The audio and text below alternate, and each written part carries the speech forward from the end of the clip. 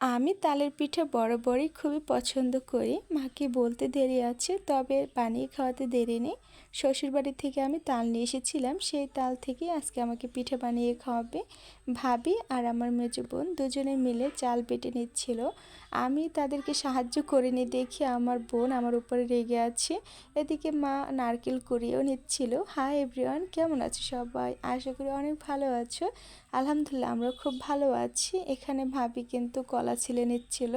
তালের পিঠায় কলা দিলে কিন্তু আরও খেতে ভালো লাগে। তো এখানে সব কলা ছিলে নেওয়া হয়েছে। তারপরে এখানে চালের গুঁড়া, আখের গুড়, নারকেল সব কিছু একত্রে মিশ্রণ করে তারপরে একটা ডো বানিয়ে নেবে। তো তোমরা কে কে পিঠা আমার মতো পছন্দ করো, তোমরা কিন্তু অবশ্যই আমাকে কমেন্ট বক্সে জানাবা। সিজন ছাড়া যখন তালের পিঠা খেতে খুবই মন চায়, কী করবো বলো। তারপরে আম্মু এই যে ডোটা রেডি করে ফেলেছে। এখন এখানে এই যে কলা পাতা নিয়ে এসেছে, কলা পাতাটাকে খুব সুন্দর করে কেটে নেবে, তারপরে পরিষ্কার করে নেবে। আচ্ছা, তালের পিঠা কিন্তু খেতে বেশ ভালোই লাগে। এখন কলা পাতা এরকম গোল শেপ করে দিয়ে দিবে। তারপরে এখন প্রত্যেকটা পিঠা এরকম গোল শেপ করে দেওয়া প্রায় শেষ। এখন চুলায় ভাজতে এসেছে। তো রাতের বেলা এরকম পিঠা ভেজে চুলার পাড়ে বসে খাওয়ার মজাই এক অন্যরকম। তো পিঠাগুলো কিন্তু ভাজা একদম কমপ্লিট। তো আজকের মতো ভিডিওটি এই পর্যন্তই। ভালো থাকবেন সবাই।